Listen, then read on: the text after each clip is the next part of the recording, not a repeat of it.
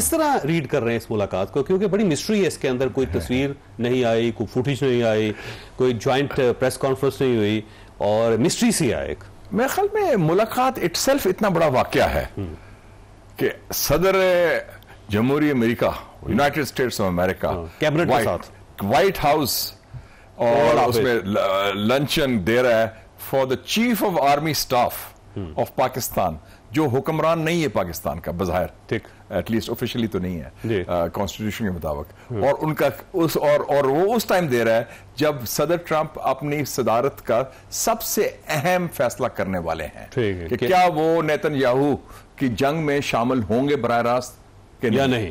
तो ये उस टाइम पर, और पाकिस्तान नेक्स्ट डोर नेबर, तो एक तो मैं समझता हूं कि जो रीडिंग जो है मैं रीड कर रहा हूं कि पाकिस्तान की एक जो कलीदी किरदार है, पाकिस्तान का जो स्ट्रेटेजिक अहमियत है, और पाकिस्तान ने जो नया मुकाम हासिल किया है हिंदुस्तान को शिकस्त देने के बाद, खासतौर पे पाकिस्तान की मिलिट्री लीडरशिप ने जिन्होंने डिसाइसिवली लीड किया था, तो ट्रंप जो है ना, he likes to be with the winners, ठीक है, नॉट द लूजर्स। उन्होंने कहा पाकिस्तानी कौम बड़ी जानदार कौम है यार, 25 करोड़ आबादी है, तो उन्होंने लंबा पाता है इंडियंस, सवा अरब लोगों को, ये कौन लोग हैं यार, बड़े दबंग लोग हैं, और थोड़े से पैसों के साथ, मतलब हमने अमेरिका से पैसा नहीं लिया, हमने अमेरिका से इमदाद भी नहीं ली, वो अमेरिका से भी ले रहे हैं, रूस से भी ले रहे हैं, इसराइल से भी ले रहे हैं, सबसे ले रहे हैं, और J-10 भी खरीद के ऑन पेमेंट लिए सारा। तो ये कौन लोग हैं और कौन सी लीडरशिप है, बड़ी दिमाग है और बड़ी, और कह दी आ जाओ पुत्रों मैदान अच्छा है, लंबा पा देंगे तो और पा भी दिया खासकर आर्मी। अच्छा, अगर प्रेस कॉन्फ्रेंस, तो ये उसका जो नए जाविये से हमें देख रहा है, और हिंदुस्तान को उसने टरखा दिया टेलीफोन कॉल के बाद। मैंने कहा अच्छा जी और फिर क्या हाल है और सुनाओ, जो हमारे स्टाइल होता है कि फिर मुलाकात, उसको कोल्ड छोड़ दे रहा है, उन्होंने मुलाकात नहीं की, मुलाकात नहीं की, Modi went all the way.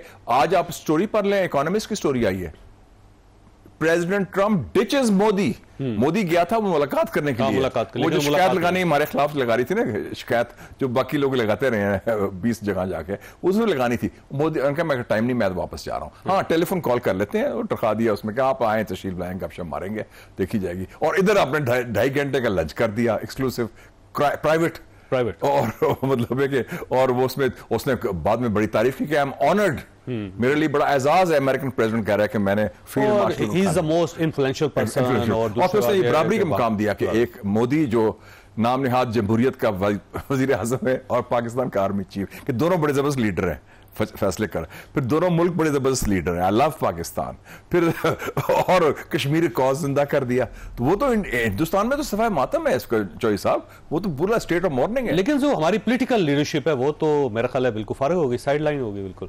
Political leadership पहले कहां थी, वो इंस्टॉल थी, वो फॉर्म 47 से आपने इंस्टॉल की है एक ऑर्डर के साथ, उनको उनकी हैसियत उनको भी मालूम है, दुनिया को भी मालूम है, तो उनकी वो बात छोड़े, political leadership is neither here, leadership ना कहना आप, वो तो मुलाजमीन है, सियासी मुलाजमीन। आपके पुराने दोस्त हैं, थोड़ी सी बात करें आप। नहीं मैं सबकी बात कर रहा हूँ, सारी पॉलिटिकल क्लास है ना जी, वो तो सारे, और सारी पॉलिटिकल क्लास ने एक्सेप्ट कर लिया है that the road to Islamabad lies through Rawalpindi. ठीक है, अच्छा सर ये फरमाइएगा, जो प्रेस टॉक हुई ना डोनाल्ड ट्रंप की, उसके अंदर दो चीज़ों का इजहार किया उन्होंने। एक तो उन्होंने ये कहा कि जो ईरान का इशू है वो जनरल आसिम मुनीर हमसे ज़्यादा, यानी मुझसे ज़्यादा बेहतर समझता है उसको, एक चीज़ जो है ना ये बड़ी इंपॉर्टेंट है। दूसरा उसने कहा कि ही एग्रीड विद मी कि अब ट्रंप का जो व्यू है वो पूरी दुनिया के सामने है, तो इसको कैसे डिसाइफर करेंगे आप इन दो फिक्रों को? मैं समझता हूं कि पहली बात तो है कि जब मुलाकात से पहले मुझे कुछ दोस्तों ने मीडिया के पूछा था कल, मैंने कहा था 3 आईज विल बी डिस्कस्ड। 3 आई क्या है? ईरान, इजराइल, इंडिया, ये फोकस होगा। ठीक, कुछ लोगों ने कहा कि शायद नहीं होगा, वो इंडिया का होगा, पहले मीटिंग सेट हुई। मैं कहा नहीं, this is the key thing. उसमें देखे ना, बेसिकली मैंने ये भी कहा था कि वो general field marshal Asim Munir से ब्रीफिंग लेगा।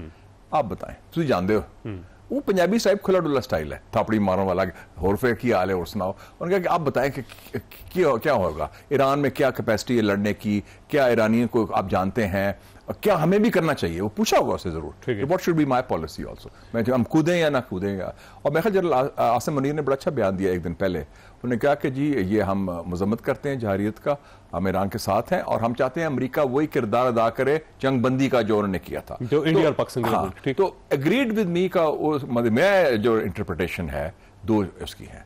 एक Iran should not have the nuclear bomb, ठीक, वो ईरान खुद भी कह चुका है। ठीक, उसमें कंसेंसस है ईरान के अंदर भी और दुनिया में भी, तो उसमें उसने एग्री किया। और दूसरा उसने जो कहा है, एग्रीड का मतलब है कि वो चाहते हैं कि सेटलमेंट हो, डील हो जाए। क्योंकि अमेरिका बार बार कह रहा है सेटलमेंट, दो चीजें कह रहे हैं ना, एक तो ना बम ना बनाए और डील हो जाए। डील कह ले, सेटलमेंट कह ले, तस्वीर कह ले, जो भी कह ले, तो उस हवाले से उसने कहा ही एग्रीड।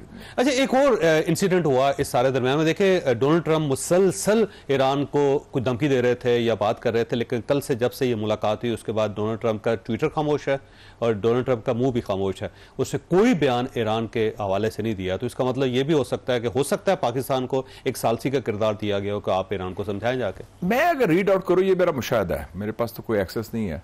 मेरे ख्याल में उन्होंने जब पूछा होगा फील्ड मार्शल आसिम मुनीर से कि जनाब आपकी क्या राय है, एक तो असेस है कि हमें क्या करना चाहिए। ट्रंप है उस टाइप का बंदा और उसका कोई इशू नहीं है, और वो उन्होंने फाइल नहीं रखी होगी कि जो CIA की या स्टेट डिपार्टमेंट की रवायत थी, वो अपनी सोच से करता है, वो वखरा किस्म का बंदा। तो इन्होंने कहा होगा कि जनाब ये जो जंग है ये बड़ी खतरनाक है, ये अदम इस्तेकाम का बायस बन सकती है, इससे नुकसान ना सिर्फ पाकिस्तान को होगा, आपको भी होगा, ठीक। और आपके मुस्लिम दुनिया से ताल्लुकात खराब होंगे, आपको खित्ते में दहशतगर्दी बढ़ जाएगी और इश्यूज होंगे, मईशत तबाह हो सकती है। तो आप इस पंगे में ना आए, एक तो ये जरूर कहा होगा। दूसरा मेरा ख्याल है कि ट्रंप कोई बैद नहीं, ट्रंप ने हाथ पकड़ के फील्ड मार्शल का सुलह कराओ, why don't you talk to the Iranians? They are your friends. Talk to the military, talk to the mullahs, जो उनका स्टाइल है। उनको कहें यार हाथ हौला रखें, वहां से डील कर लें, वो बच बचा हो जाएगा।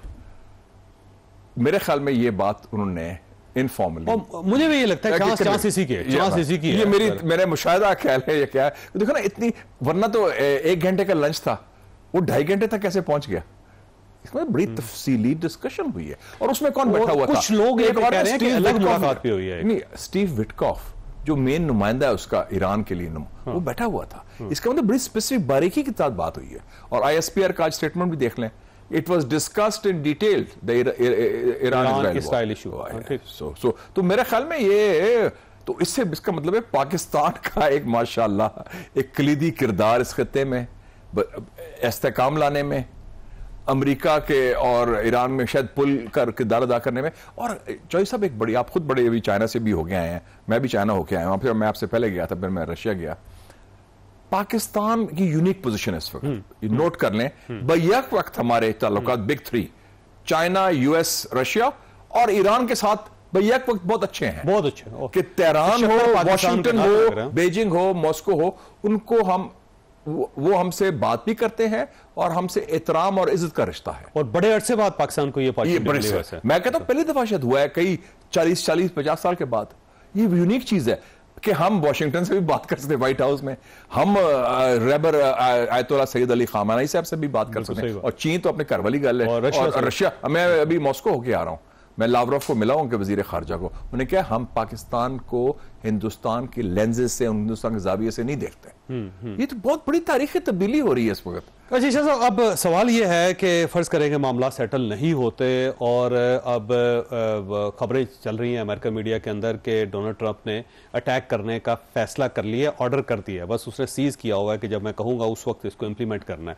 अगर मामला सेटल नहीं होते और अमेरिका इस जंग में घुस जाता है तो पाकिस्तान की क्या पोजीशन होगी और पाकिस्तान को क्या पोजीशन लेनी चाहिए? अब अगर खुदा न खासा अटैक हो जाता है, और अमेरिकन की तरफ से अटैक हो सकता है, क्योंकि जो न्यूक्लियर साइट है फुर्दो की, उसको जाहिर है सिर्फ अमेरिकन ही तबाह कर सकते हैं, इसके पास, इसके अलावा किसी के पास वो जो मदर ऑफ ऑल बॉम्ब्स है, 30,000 पाउंड का बम है, और फिर वो जहाज भी उन्हीं के पास है, B2 बॉम्बर उनके पास है।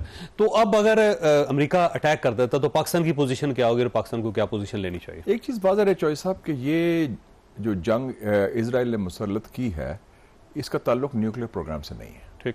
ये रजीम चेंज की, रजीम चेंज, बिल्कुल मकसद ये है कि ये जो वो उनका खात्मा करना। उसके बाप को CIA लेके आया था 53 में, मोसाद अब उसके बेटे को लाने की, तो ये क्लियर है कि मकसद और है, न्यूक्लियर बहाना है, इंकलाब निशाना है। इसका जवाब मैं दूंगा कि 1986 में आप जब आप अब जर्नलिस्ट, मैं भी जर्नलिस्ट था, मुस्लिम अखबार का एडिटर था, तो सदर जनरल मोहम्मद ज़िया-उल हक ने सदर सैयद अली खामेनी जो अब रहबर हैं को दावत दी कि पाकिस्तान का दौरा करें, ठीक। और 1986 में यह दौरा होता है, फरवरी में गालबन।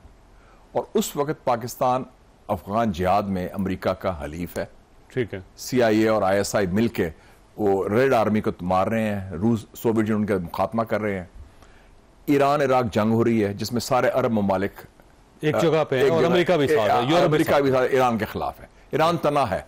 पाकिस्तान के फौजी हुक्मरान जो समझे जाते हैं कि बहुत अमेरिका के करीब हैं, वो दावत देते हैं उनको। ठीक है।